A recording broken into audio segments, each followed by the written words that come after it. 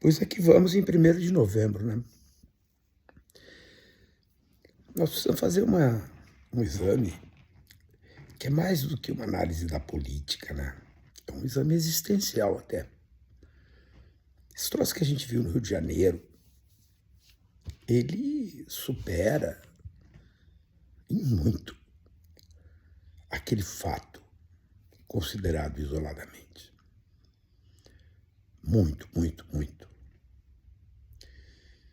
Aquela matança que houve lá, e foi uma matança, vejam, segundo a Folha de São Paulo, foi aprovada por quase 60% da população do Rio de Janeiro. Aquele modo de fazer as coisas, né? Enquanto no mundo, pessoas sérias, estudiosos, dizem que essas coisas às vezes se resolvem sem nenhum tiro. E nós não precisamos andar pelo mundo para ver isso. Basta descer para o estado de São Paulo e ver o que foi feito há 2 semanas, 3. No caso do PCC, nenhum tiro. Está tudo na nossa frente, gente.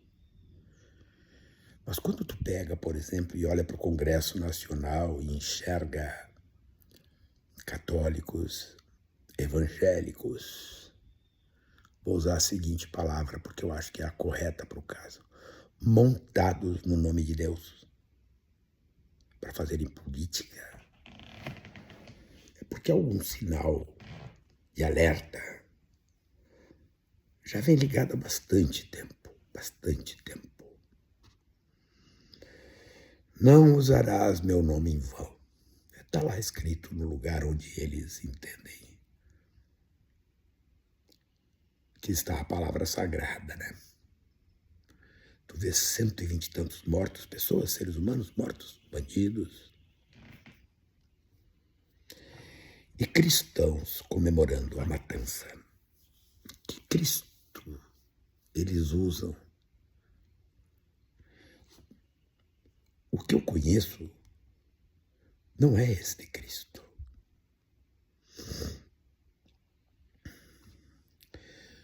O Deus do Velho Testamento, né, que é um Deus vingativo, é um Deus que cobra conta. Esse Deus não é o Deus do Novo Testamento, desta transição civilizatória que acontece com o fenômeno Jesus Cristo e tudo aquilo que fez organizar o mundo, chamada era cristã, antes e depois de Cristo. Todos organizam a civilização a partir deste marco que é histórico, antes e depois de Cristo. Que Cristo é esse? Que Cristo é esse que passa o tempo inteiro dizendo que tem que armar todo mundo, que tem que matar todo mundo, que quem não concorda comigo não deve existir? Pois no Congresso Nacional, montados no nome Deus, na palavra Deus, grupos políticos se organizam para fazer o que fazem. As consequências são enormes. Vejam, por exemplo, no Senado, correm na surdina aquele propostinha do aborto, né? Eu sou a favor de que se mantenha o que está no Código Penal. A mulher vítima de aborto, vítima de estupro, de violência, deve ter o direito de não conviver com a violência a que foi submetida. Mas no Senado da República, montados na palavra de Deus, na palavra Deus, corre isso aí. Entre tantas outras coisas. Políticas que fecham os olhos para a misoginia, para o racismo, para a discriminação de toda a ordem. Isso está correndo no Brasil e organizando a sociedade, melhor dizendo, reorganizando a sociedade. Notem, não existe nenhum fenômeno político que tenha capacidade de se desenvolver se não ganhar as elites econômicas, as elites intelectuais. Não há fascismo se no mundo das mídias, do jornalismo, da difusão da informação, não forem ganhos intelectuais preparados, mas que num dado momento histórico assumem posições políticas, ideológicas, ombreadas ao fascismo. Vejam Mussolini na Itália, vejam Hitler. A Alemanha nazista, ela chegou a ser conhecida num determinado momento como a República dos Doutores nas universidades. Cientistas aderiam ao nazismo, se orgulhavam disso. E depois de aderirem, criaram uma condição política que fez com que aqueles que não aderiram ao nazismo fossem perseguidos, mortos. Einstein foge da Alemanha por conta disso, por dois motivos. Primeiro, por ser judeu. Segundo, porque não aderiu ao que lhe foi proposto na universidade onde trabalhava. E assim a gente pode passar por tudo que é canto. Veja, por exemplo, vamos pegar nas questões menores. A Lava Jato no Brasil não teria êxito se o jornalismo e se certa intelectualidade brasileira não tivesse aderido aos Dallagnol da vida, aos Moro da vida, com aquelas coisas tão escrachadas nas nossas caras. E os caras inventavam que não, era isso aí mesmo. E a demonização da política gerou tudo aquilo que nós vimos, gente. Do ponto de vista econômico, do ponto de vista social, do ponto de vista jurídico. Tá aí para quem quiser ver. O problema é querer ver. Esse episódio do Rio de Janeiro é um negócio, ele é triste em todos os aspectos, pela matança, pelas mães impedidas de ver os corpos dos filhos.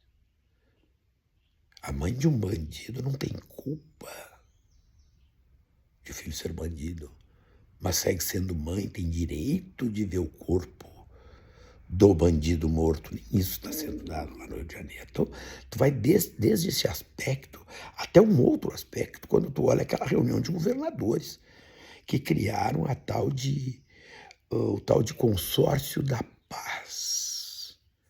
Em cima de quase 130 cadáveres, eles criam o consórcio da paz. Desde quando morte rima com paz? Não, mas é assim. Golpistas que foram, tentaram o golpe em nome da liberdade. Mas qual é a ditadura que oferece liberdade? Mas virou isso. Mas quando uma certa intelectualidade assume, as elites assumem estes postulados, o risco é enorme. E vejam que essa matança, esse modo de fazer política adquire corpo. Aonde?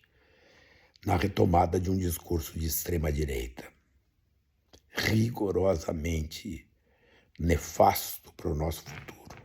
Por isso que eu digo, nós precisamos fazer reflexões que são existenciais. Sim. Olha o papo do Bananinha, olha o papo do secretário de Segurança de São Paulo, tal de Derrite. Eles fazem essa conversa toda, mas esse chefe da Polícia Civil deles foi assassinado pelo PCC. O delator lá foi assassinado na frente do aeroporto e eles vêm dizer que eles vão dar segurança com isso que eles têm. Olha as matanças que aconteceram em Santos. Olha, tira um celular numa rua de São Paulo. Mas não, eles têm o discurso da segurança e conversam com quem?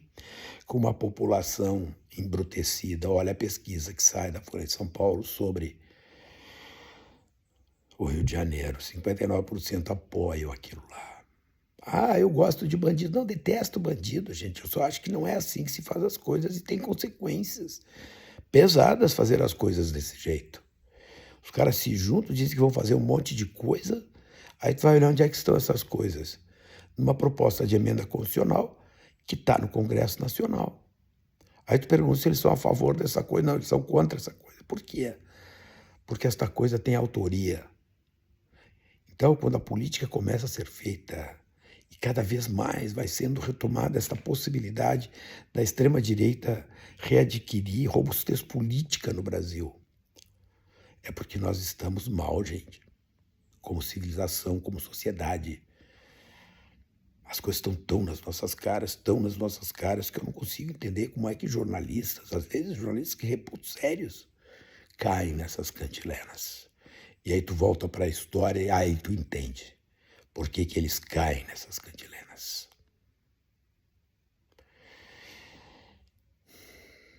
A tal de necropolítica, que é um estudo de um cientista político africano, está cada vez mais atual. Gerir o poder é definir quem vive e quem morre. É isso, o nome deles é Aquiles, eu não me lembro o sobrenome. Acho que é ganês. Não me lembro também. Ou camaronês, não me lembro.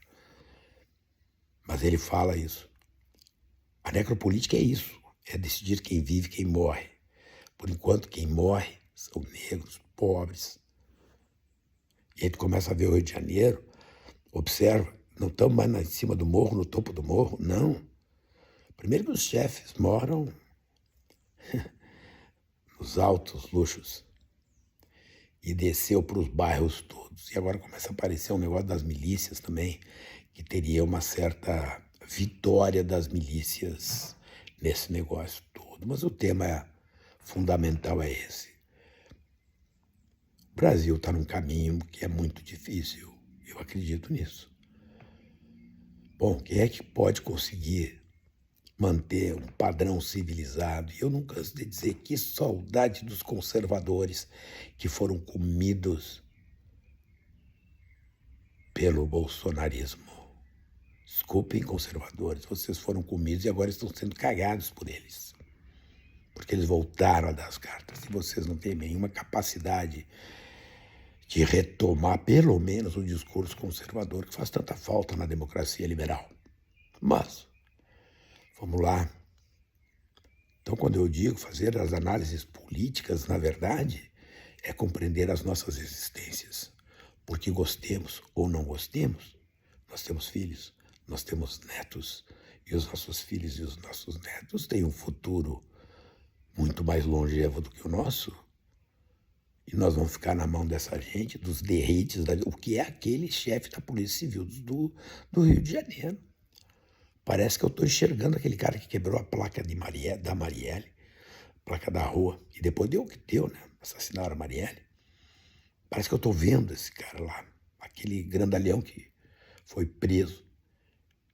Cara, é o estilão, é o discurso narcoterrorismo, mas o que é isso, gente? Isso tem função. Isso cumpre um papel. Mas vamos nessa. 1º de novembro de 2025 está terminando, para nos dizer simplesmente que 2026 está chegando. Grandes decisões precisamos tomar. Será que vamos decidir certo? Olha, nós temos tomado decisões muito erradas, não faz muito tempo. Portanto, errar de novo é uma grande possibilidade.